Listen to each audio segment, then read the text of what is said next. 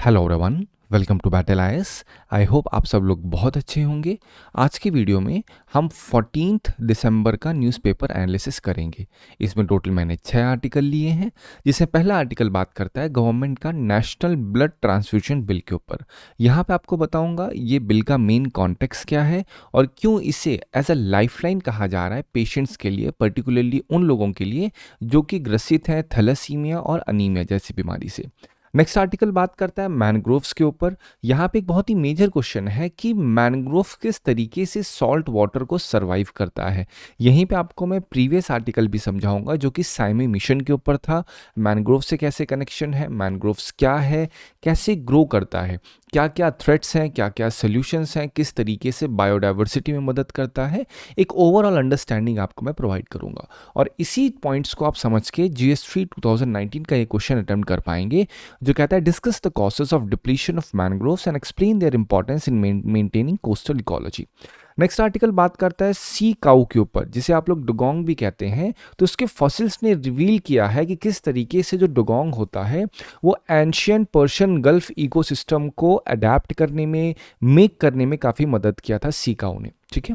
Next article बात करता है आई जनरेशन के ऊपर, पर्टिकुलरली जो स्नेल्स होती हैं। आप स्नेल्स देख रहे हो तो इनकी आई कैसे जनरेट होती हैं। एक बार अगर आई पूरी तरीके से खराब हो गई है तो ऐसा कौन सा जीन है जो इनके लिए मदद करता है इन सभी पॉइंट्स को लेकर के। ठीक है। नेक्स्ट आर्टिकल बात करता है यूएई में ब्रिज समिट हुई है। अब यहाँ इस आर्टिकल में आपको मैं समझाऊंगा ब्रिज समिट क्या है, इसका मेन कॉन्टेक्स्ट क्या है, इसे क्यों कहा जा रहा है डेवोस फॉर मीडिया, इसका मेन कॉन्टेक्स्ट कैसे है, किस तरीके से इसे ग्लोबल प्लेटफॉर्म कहा जा रहा है जो मीडिया का फ्यूचर है। यहाँ पे इंफॉर्मेशन के ऊपर बात करूंगा, यहाँ पे जो प्राइवेसी का रिस्क हो रहता है उस पर बात करूंगा, जो इंफॉर्मेशन की एक जेन्यूननेस होती है उसके ऊपर मैं बात करूंगा कि कैसे ये समिट में एक ऑथेंटिफिकेशन लाने की कोशिश की गई है। जो आज के समय जो पूरी तरीके से आप जर्नलिज्म को देख रहे हो वो क्या हो चुका है, पोलराइज्ड हो चुका है। एक साइड कोई किसी को सपोर्ट कर रहा है, दूसरी साइड किसी को सपोर्ट कर रहा है, बट उसमें क्या एक ऑथेंटिक और जेन्यून चीज़ है उसका पता करना बहुत ज़रूरी हो जाता है। तो यूएई ने जो ब्रिज समिट किया है, अब देखिए मैंने आपको इतनी ही देर में ब्रिज समिट के ही बारे में बता दिया, तो जब मैं आपको आर्टिकल में समझाऊंगा तो आपके लिए काफ़ी ईजी हो जाएगा ये सारी चीज़ें समझना। नेक्स्ट आर्टिकल बात करता है डीमू मॉडल के ऊपर। यहाँ पे आपको समझाऊंगा ये डीमू मॉडल को किस तरीके से एक स्टडी के लिए सेलेक्ट किया गया है। पर्टिकुलरली कहा जाए तो जो स्नेक बाइट होती है उसके लिए डीमू मॉडल बनाया गया है। तो आपको पता होगा यूपीएससी अक्सर बोल देती है consider following regarding this point, consider following regarding this term. तो इस वजह से ये डीमू मॉडल ज़रूरी हो जाता है। मैं आपको बताऊंगा ये क्या है, कहाँ का है और किस तरीके से मदद करता है, और इन पॉइंट से किस तरीके से यूपीएससी क्वेश्चन पूछ सकता है वो भी आपको मैं समझाऊंगा। इस पूरे आर्टिकल की समरी आप बैटल आईएएस के टेलीग्राम चैनल से डाउनलोड कर सकते हैं। चलिए स्टार्ट करते हैं अपना पहला आर्टिकल। अब पहला आर्टिकल जो आपको बताऊंगा बिल है ये, ठीक है। जब ये फाइनली एक्ट बन जाएगा तब आपको मैं और डिटेलिंग करूंगा कि गवर्नमेंट कैसे इसको इंप्लीमेंट करेगी। अभी मैं आपको बताता हूँ गवर्नमेंट क्या लेकर के आई है। गवर्नमेंट एक बिल लेकर के आई है, नेशनल ब्लड ट्रांसफ्यूजन बिल। इस बिल का उद्देश्य है एक नेशनल ब्लड ट्रांसफ्यूजन अथॉरिटी बनाने का। तो अगर आपसे बोला जाए भैया एनबीटीए क्या है, या आपसे बोले नेशनल ब्लड ट्रांसफ्यूजन अथॉरिटी क्या है, तो ये एक स्टैट्यूटरी बॉडी है जो बनाई जाएगी किसके द्वारा, इस नेशनल ब्लड ट्रांसफ्यूजन एक्ट के द्वारा। जब ये बन जाएगा पूरी तरीके से, इसका मेन उद्देश्य क्या है, इसका मेन उद्देश्य जितने भी ब्लड सेंटर्स होते हैं उनका रजिस्ट्रेशन करना एक बहुत बड़ा मैंडेट रहेगा। साथ ही साथ जो ब्लड डोनेशन लोग करते हैं, जो खून को वो डोनेट करते हैं लोग, उसको प्रमोट करना, वॉलंटरी डोनेशन करना, साथ ही साथ स्ट्रिक्ट पेनल्टीज भी लगाना अनसेफ प्रैक्टिसेस को रिगार्ड में। कहीं भी किसी भी ब्लड सेंटर्स में अगर कोई ऐसी प्रैक्टिसेस हो रही हैं जो कि अनसेफ हैं, जिससे पेशेंट्स को प्रॉब्लम हो सकती है। जैसे आपने ध्यान दिया होगा कि जब कभी भी ब्लड टेस्ट होता है या कभी आप ब्लड का डोनेशन करते हो तो उस ब्लड का टेस्ट किया जाता है, ये देखने के लिए कहीं कोई वायरस तो नहीं है, कहीं कोई दिक्कत तो नहीं है। पर्टिकुलरली आप देखोगे तो वहाँ पे किसके लिए, HIV के रिगार्ड में, हेपेटाइटिस के रिगार्ड में, ये सारी चीज़ें क्यों देखी जाती हैं, ताकि अगर उस ब्लड को कभी दूसरे पेशेंट की बॉडी में डाला जाए तो उससे प्रॉब्लम ना हो। तो अब ये जो बिल गवर्नमेंट लेके आई है, तो जो थैलेसीमिया के पेशेंट्स हैं उसके ग्रुप्स ने इस चीज़ को वेलकम किया है। उन्होंने कहा है भैया हमारी ये काफ़ी समय से एक बहुत ही लॉन्ग स्टैंडिंग इशू था कि अभी भी जो ब्लड है वो प्रॉपर तरीके से थैलेसीमिया पेशेंट को, अनीमिया पेशेंट्स को नहीं मिल पा रहा है। तो उन लोगों ने इसको वेलकम किया है, साथ ही साथ उन्होंने डिस्क्राइब किया है कि ये जो सेफ्टी है उसको स्ट्रेंथन करेगा, अकाउंटेबिलिटी को और ज़्यादा सही बनाएगा ताकि एक्सेस टू ब्लड सही हो सके। ठीक है, अब मैं आपको बताता हूँ थैलेसीमिया के बारे में। थैलेसीमिया क्या है? अब थैलेसीमिया एक इनहेरिटेड डिसऑर्डर है, मतलब ये जेनेटिक डिसऑर्डर है। इसमें क्या होता है, आपकी बॉडी में हीमोग्लोबिन जो होता है वो कम हो जाता है। अब हीमोग्लोबिन क्या है, तो बोलोगे खून के अंदर एक ऐसा प्रोटीन जो ब्लड को ले जाने में मदद करता है। अब अगर आपके बॉडी में हीमोग्लोबिन कम होगा, दैट मीन्स आपकी बॉडी में क्या होगा, ब्लड सही से ट्रैवल नहीं कर पाएगा। अब जब ब्लड सही से ट्रैवल नहीं कर पाएगा तो आपकी बॉडी में फटीग रहेगा, थकावट रहेगी। जो थैलेसीमिया होता है वो जिसको भी होता है उससे एनीमिया और फटीग होने के चांसेस बढ़ जाते हैं। तो अल्फा और बीटा थैलेसीमिया इसके 2 टाइप्स होते हैं। अब सवाल उठता है कि इसमें है क्या। थैलेसीमिया अगर देखा जाए तो इसको जेनेटिक डिसऑर्डर इसलिए कहा जा रहा है कि अगर किसी का फादर का नाम ए है और बच्चे का नाम बी है, और फादर को अगर ये था तो बच्चे में भी वो चीज़ आने के चांसेस बहुत बन जाते हैं। तो इसलिए अगर जो बी को अगर कभी थैलेसीमिया हो तो कहा जाएगा ये जेनेटिक डिसऑर्डर है जो इनके पिताजी को भी था। ठीक है, यहाँ पे क्या इसका ट्रीटमेंट होता है? ट्रीटमेंट ये होता है कि जो कोई भी इंसान जिसको थैलेसीमिया होता है तो हीमोग्लोबिन कम होगा, तो हीमोग्लोबिन प्रोवाइड किया जाता है। दैट मीन्स ब्लड का ट्रांसफ्यूजन किया जाता है, आयरन किलेशन थेरेपी की जाती है। आपको पता होगा ब्लड के अंदर आयरन होता है। अब हीमोग्लोबिन में प्रॉपर तरीके से आयरन ना होने के कारण क्या करते हैं, जो ब्लड ट्रांसफ्यूजन थेरेपी होती है उसमें भी आपका एक आयरन किलेशन थेरेपी की जाती है कि इंसान की बॉडी का जो खून है उसके अंदर लोहा, आयरन यही तो होता है। अब आप जनरली क्या होता है, लोग सोचते हैं सर ये आयरन अलग है, जो आयरन के आप सामान देख रहे हो, मेटल देख रहे हो वो अलग है।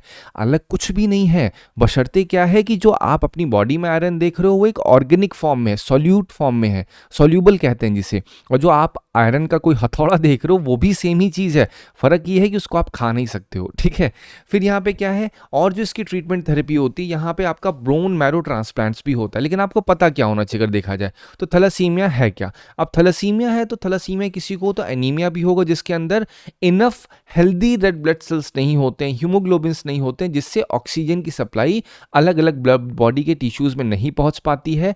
अगर इसमें मुझ कॉफिन डिफिशियंसी बताऊं तो उसमें iron deficiency, vitamin B12, chronic disease, ये सारी क्या है, ये सारे कॉमन कॉसेस हैं जिसकी वजह से एनीमिया होने के काफ़ी चांसेस बढ़ जाते हैं। आपको पता क्या होना चाहिए कि एनीमिया कोई जेनेटिक डिसऑर्डर नहीं है, थैलेसीमिया एक जेनेटिक डिसऑर्डर है, और जब वो होता है तब लोगों को एनीमिया हो जाता है। ठीक है, अब यहाँ पे एक स्ट्रैटेजी है एनीमिया मुक्त भारत की, ये PIB में आया हुआ था। अब यहाँ पे ये मैंने कई बार समझाया, क्लास में भी आपको बताया। यहाँ पे एक वर्ड देखिए, आयरन फॉलिक एसिड सप्लीमेंटेशन। तो आपको एक चीज़ तो पता है कि एनीमिया मुक्त भारत में क्या होता है, आयरन के बारे में बात होती है। अब यहाँ पे आप देखो क्वेश्चन एनीमिया मुक्त भारत पे पूछे और उन्होंने गलती कहाँ कर दी है, प्रोफाइलेक्टिक कैल्शियम लिख दिया है। यहाँ पे क्या होना था, आयरन होना था। तो this is how you need to understand topic. बाकी सारी चीज़ें देखोगे तो आपको काफ़ी आसानी समझ में आ जाएगी।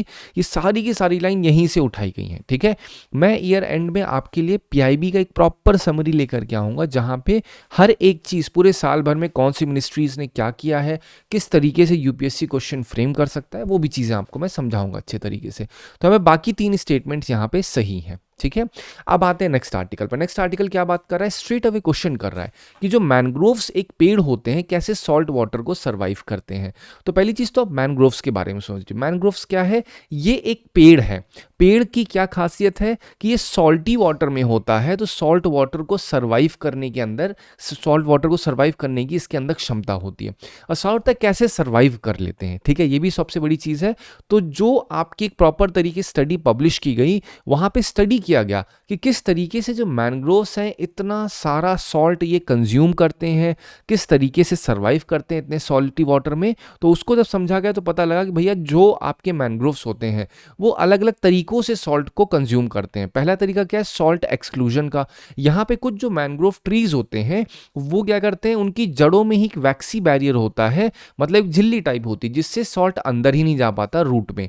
पहला तो ये हो गया। अब कुछ होते हैं वो क्या करते हैं, वो यहाँ पे वैक्सी बैरियर नहीं होता, वो सॉल्ट अंदर जाता है और एब्जॉर्ब होने के बाद जो स्पेशलाइज्ड लीव्स होते हैं उनके ग्लैंड से सॉल्ट बाहर निकल जाता है। ठीक है, फिर यहाँ पे और क्या होता है, जो कुछ आपके मैनग्रोव्स होते हैं उनके स्मॉल एपिडर्मल सेल होते हैं जिनमें बड़ी बड़ी थिक वॉल्स होती हैं। इससे क्या होता है, ये जो थिक सेल वॉल्स होती हैं, मतलब जो उनका गेट होता है वो इतना मोटा होता है कि वो सॉल्ट प्रेशर को झेल लेता है, ठीक है। तो ये जो पूरा आर्टिकल है वो इन्हीं पॉइंट्स के ऊपर है बेसिक फॉर्म में अगर आपसे कहा जाए। इतना पूरा पढ़ोगे तो इसमें दो ही चीज़ हैं, किस तरीके से वो सर्वाइव कर रहा है। पहला तो आपका तरीका क्या है, एक्सक्रीट कर देगा, और दूसरा लीफ टिश्यूज से कर देगा। बाकी आप इस आर्टिकल को पीडीएफ में पढ़ेंगे तो आपको ज़्यादा अच्छे समझ में आ जाएगा।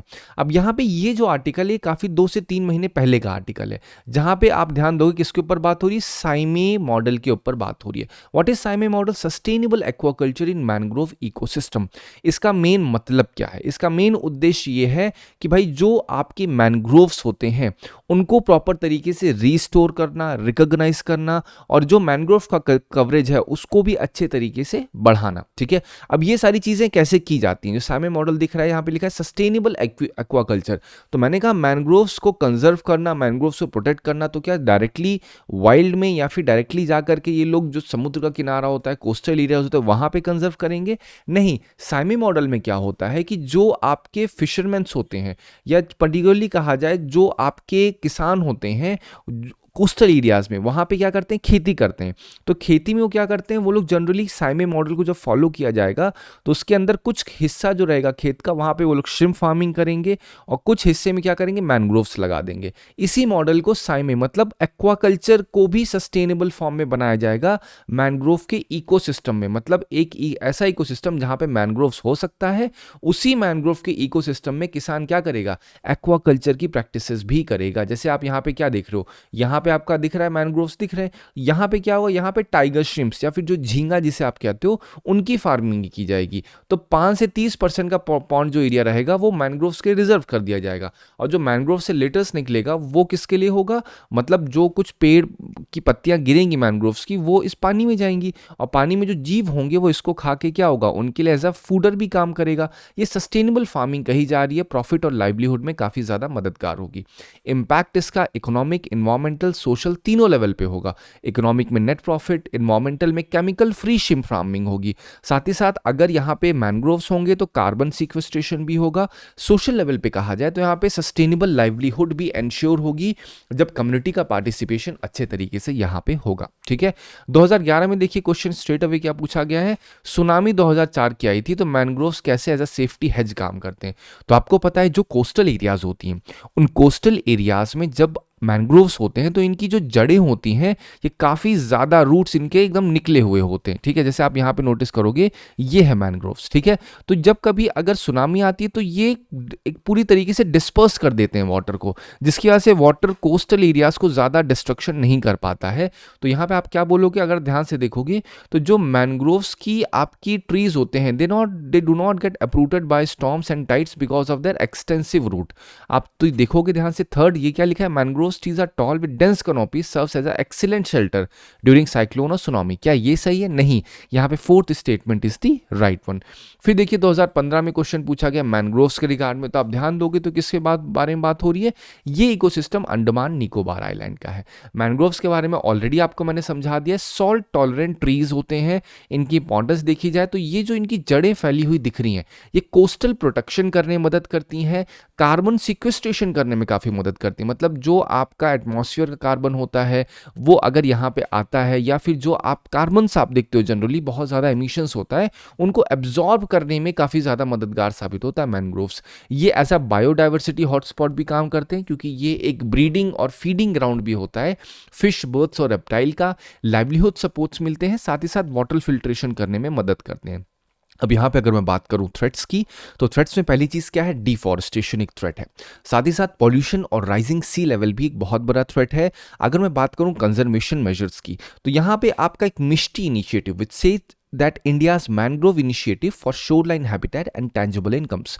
तो ये जो मिस्टी स्कीम है, या फिर जो आपका मिस्टी एक वर्ड है, इसका इस्तेमाल आप कर सकते हो अपनी मेंस की आंसर राइटिंग में। अगर आप आंसर्स लिख रहे हो तो वहाँ पे ये पॉइंट अगर आप लिख दोगे तो आपका आंसर एक बहुत ही अलग तरीके से स्टैंड करेगा। एग्जामिनर को लगेगा कि आपके पास ना एक जेन्युइन इंफॉर्मेशन है। मिस्टी लिख दोगे, साइमी मॉडल लिख दोगे, किस तरीके से मैनग्रोव सॉल्ट की जो मतलब सॉल्ट को कैसे कंज्यूम कर रहा है, ऐसा क्या क्या है मैकेनिज्म, तो उसमें भी काफ़ी ज़्यादा मददगार होता है। ठीक है, चलो अब हम बात करते हैं नेक्स्ट आर्टिकल पे।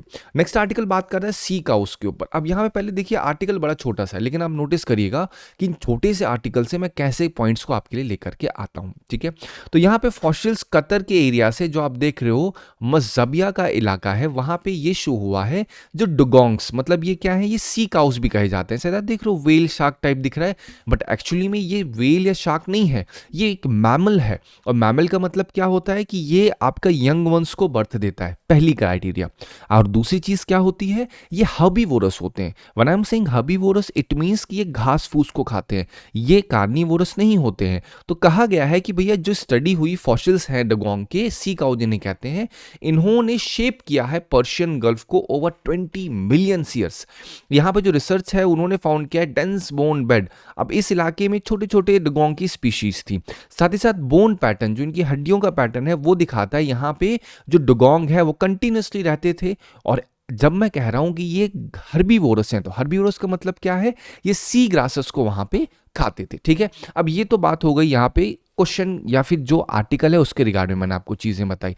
अब डुगोंग के बारे में बताएं तो मैरीन मैमल होते हैं जो शैलो कोस्टल वाटर में रहते हैं, हर्बीवोरस होते हैं, खाने में क्या खाते हैं, सी ग्रासेस खाते हैं। वल्नरेबल स्पीशीज होती हैं आईयूसीएन में, और इसमें थ्रेट क्या है, पहला थ्रेट अगर देखा जाए तो हैबिटेट लॉस, फिशिंग नेट्स और कोस्टल डेवलपमेंट, ये सारे के सारे खतरे हैं किसको, ये जो डुगोंग्स होते हैं इनके ऊपर खतरे। अब यहाँ 2019 का क्वेश्चन यहाँ पे आप वर्ड पढ़ोगे तो some species of marine mammals are herbivorous, क्या ये सही है, एब्सोल्युटली दिस इज राइट। ठीक है, फिर यहाँ पे डुगोंग के बारे में स्पेसिफिक पूछ लिया, ये हर्बीवोरस होते हैं। फिर कह रहे हैं एंटायर कोस्ट में पाए जाते हैं क्या, नहीं, ये पर्टिकुलरली उन कोस्टल एरियाज में पाए जाते हैं। आप जैसे नोटिस करोगे साउथ इंडिया में, तमिलनाडु के इलाके में या गुल्फ ऑफ मन्नार के इलाके में, वहां पे आपको देखने को मिलेगा डुगोंग्स। ऐसे नहीं लिखेंगे कि एंटायर कोस्ट ऑफ इंडिया में यू विल फाइंड डुगोंग, ऐसा नहीं है। साथ ही साथ ये लीगल प्रोटेक्शन भी इनको मिला है, इनको शेड्यूल 1 में रखा गया है।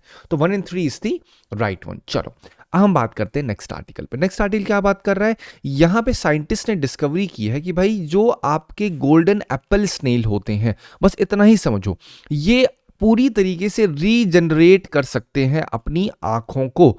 अब जब रीजनरेट करेंगे तो कैसे करेंगे, रीजनरेट करेंगे प्रॉपर तरीके से, कुछ कॉम्प्लेक्स प्रोसेसर्स होते हैं। अब जो इनकी आंखें दिखती हैं, आप जैसे देख रहे हो आंखें, ये कैमरा टाइप आई होती हैं। तो अगर एक बार आई लॉस हो जाता है तो बहुत सारे थाउजेंड्स ऑफ जीन्स जो होते हैं एक्टिवेट हो जाते हैं सीक्वेंस में, और ये होने के बाद क्या होता है, वुंड्स की हीलिंग होती है। और जब वुंड्स की हीलिंग होगी तो सेल की ग्रोथ होगी, और यहीं पे फॉर्मेशन ऑफ रेटिना होगा, फोटोरिसेप्टर्स बनेंगे, नर्व्स और लेंस बन जाएंगे।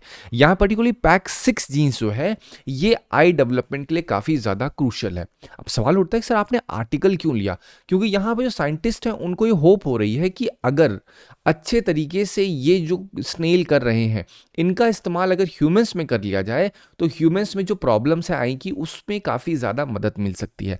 अगर मैं दूसरे एनिमल्स की बात करूं तो एक्सप्लॉट, फिर आप फ्रॉग्स, प्लानेरिया, अफ्रीकन स्पाइनी माइस, ये सब क्या है, ये स्ट्रॉन्ग रीजनरेटिव एबिलिटीज़ को भी दिखाते हैं। तो इस वजह से ये काफ़ी ज़्यादा ज़रूरी हो जाता है। ठीक है, चलो अब आते हैं नेक्स्ट आर्टिकल पे। आप नोटिस करो सर है तो बहुत कुछ इस आर्टिकल में, लेकिन टू द पॉइंट मैंने उन्हीं चीज़ को बोला जिसको आपके पेपर के लिए ज़रूरी हो सकता है। ठीक है, चलिए अब यहाँ पे बात करते हैं यूएई का ब्रिज समिट के बारे में। तो अबू धाबी ने होस्ट किया है ब्रिज समिट। अब मैं आपको टू द पॉइंट बताऊं पेपर के लिए क्या पढ़ना है। यहाँ पे आपको मैं 1 by 1 वर्ड समझाऊं कि भैया ये थे, एक एक लाइन के बारे में बताऊं। हमेशा ध्यान रखिए, कभी भी अगर आप कोई भी वीडियो देख रहे हो वहाँ पे आपको अगर इस तरीके से मैं चालू कर दूँ बताना, फॉर अ मोमेंट समझिए कि भैया यहाँ पे ऐसा हुआ, फिर इस लाइन का मतलब ये, फिर उस लाइन का मतलब ये, फिर ये। अगर मैं ये सब करूँगा आधे घंटे खाली मैं ब्रिज पे लगाऊंगा, बट क्वेश्चन कम सब कि इसका अर्थ क्या है, आखिर ये कर क्यों रहा हूं मैं। तो मेरा सीधा सा पॉइंट है, ये जितनी भी चीजें मैं बता रहा हूं ये इसलिए बताऊं ताकि पेपर में क्वेश्चन आए तो कर सको। तो मैंने टू द पॉइंट आपको चीज बोली कि अगर आप ये आर्टिकल पढ़ रहे हो तो इसमें जरूरी क्या है। तो आपसे पूछ सकते हैं भैया consider the following statement regarding bridge summit. तो पहली चीज आपको पता होना चाहिए एक समिट है, मतलब एक बैठक है जो अबू धाबी ने होस्ट किया है यूएई में। इसका उद्देश्य क्या है, इसका मेन उद्देश्य है यूएई पुश करना चाह रहा है बियॉन्ड बियॉन्ड ऑयल, मतलब अभी तक यूएई को किस लिए जाना जा रहा है, ऑयल्स के लिए, वो फोकस करना चाह रहा है beyond oil bye focusing on media, culture और टेक के ऊपर। तो जो समिट है ये एम की गई है डेवोस फॉर मीडिया, मतलब जिस तरह डेवोस होता है, डेवोस आपको बारे में पता होगा कि जहाँ पे मीडिया को काफ़ी ज़्यादा एक बोलते हैं ना एक हाईलाइट किया जाता है। तो यहाँ पे पॉइंट ये है कि समिट ये हाईलाइट करना चाहता है कि जो ग्लोबल चैलेंजेस हैं जैसे miss information, trust deficit, AI का इम्पैक्ट, इन सब को टैकल करने के लिए एक अलायंस बनाया गया है। ये यूएई के द्वारा बैक किया जा रहा है, लेकिन पर्टिकुलरली ये नॉन गवर्नमेंटल ग्लोबल प्लेटफॉर्म है जिससे ओपननेस और क्रेडिबिलिटी बढ़ सके। इसमें discussion is not just one thing, इसमें एक्सपेंशन भी किया जाएगा कि केवल जर्नलिज्म नहीं बल्कि फिल्म, म्यूजिक, गेमिंग, अलग अलग प्लेटफॉर्म्स में इस चीज़ को इंक्लूड किया जाएगा। तो ये चीज़ शो क्या करती है, अगर एक सिंपल सी भाषा में कहा जाए तो यूएई बियॉन्ड ऑयल जा रहा है अपने अलग अलग एक्सप्लोरेशन के फेज में। अब ये चीज़ क्या दिखा रही है, यूएई को सिर्फ एक ही चीज़ के लिए जाना जाता था, लेकिन अब ये अलग लैंडस्केप में एंटर कर रहा है। तो यहाँ पे आपको पेपर के लिए क्या पता होना चाहिए, ब्रिथ समिट क्या है, किसने होस्ट कर रखी है, क्या इसका उद्देश्य है, बस इतना ही आपको पता होना है। ठीक है, चलो अब हम लोग बात करते हैं नेक्स्ट आर्टिकल पे। नेक्स्ट आर्टिकल बात करता है डीमू मॉडल के ऊपर। ये क्या है, डीमू बेसिकली एक डिस्ट्रिक्ट आपको दिखेगा फ्रॉम शिवसागर आसाम। इसको चूज किया गया है बाई SICMR के द्वारा ताकि इसका साइंटिफिक इवैल्यूएशन किया जा सके और इसका पॉसिबल नेशनल वाइड स्केलिंग क्या कर सकते हैं, नहीं कर सकते। तो सवाल उठता है कि सर ये डीमू मॉडल है क्या। तो डीमू मॉडल को अगर मैं आसान सी भाषा में समझाऊं तो ये कम्युनिटी बेस्ड सिस्टम है जो कि डीमू शिवसागर आसाम में इसको डेवलप किया गया है, पर्टिकुलरली उन सब केसेस के लिए जहां पे स्नेक बाइट से डेथ हो जाती है। मतलब सांप के काटने से यहाँ पे काफी ज्यादा डेथ्स देखने को मिली, तो डीमू मॉडल बनाया गया। मतलब डीमू एक इलाका है तो वहां पे जब डेवलप किया गया तो इसका नाम डीमू रख दिया गया। यहां पे होता क्या है, यहां पे अर्ली रिपोर्टिंग पे फोकस किया जाता है और तुरंत फास्ट रेफरल किया जाता है, कम्युनिटी को अवेयर किया जाता है कि भैया कभी भी अगर सांप काट रहा है ना तो झाड़ फूक के चक्कर में पड़ने की जरूरत नहीं है कि एक बाबा ओझा के पास पहुंचोगे, वो फूकेंगे तब सांप का जहर उतरेगा। So what they are actually doing कि तुरंत का तुरंत अर्ली रिपोर्टिंग हो, रेफरल कर देना चाहिए तुरंत, कहां पे, जो वहां का डिस्ट्रिक्ट हॉस्पिटल्स है। कम्युनिटी में अवेयरनेस होनी चाहिए कि केवल ऐसा नहीं होना चाहिए कि बस लोग तुरंत का तुरंत एक ही जगह फोकस करें। उनके दिमाग में एक कॉज, अगर कभी कुछ हो रहा है, कोई इंसिडेंट हो रहा है, तो उनको तुरंत SOPs पता होने चाहिए कि आपको ये चीज़ें ऐसे करनी है और तुरंत हॉस्पिटल ले जाके पहुंचाना है। यहाँ पे ट्रेंड लोकल वॉलंटियर्स होते हैं, विलेज नेटवर्क्स होते हैं और वो डायरेक्ट लिंक करते हैं जो आपके हेल्थ सेंटर्स होते हैं। अब ये जो चीज़ की जा रही है इसका मेन पर्पस क्या है, ताकि जो स्नेक बाइट से डेथ हो रही है उसको रोका जा सके। इसमें अवेयरनेस पे, रिस्पॉन्स पे, प्रिवेंशन पे काफ़ी ज़्यादा फोकस किया जाता है। ठीक है, अब ये जो आपको मैंने पूरा आर्टिकल समझा, इसका मेन उद्देश्य क्या था, मेन उद्देश्य था डीमू मॉडल के रिगार्ड में यूपीएससी पूछ सकता है। तो आप बोलोगे डीमू मॉडल किसके रिगार्ड में, स्नेक बाइट के रिगार्ड में। यहां पे क्वेश्चन भी है डीमू मॉडल के रिगार्ड में। अब आप पढ़ोगे third statement, it was developed in Maharashtra and relies mainly on digital surveillance tool. क्या ये सही है? नहीं, ये चीज़ कहाँ की है, ये आसाम की बात है। बाकी चीज़ें पढ़ोगे तो बाकी आपके तीनों स्टेटमेंट सही हैं। तो यहाँ पे 1, 2 and 4 is the right one. I hope आपको इस आर्टिकल से मदद मिली होगी। Thank you so much for watching this video.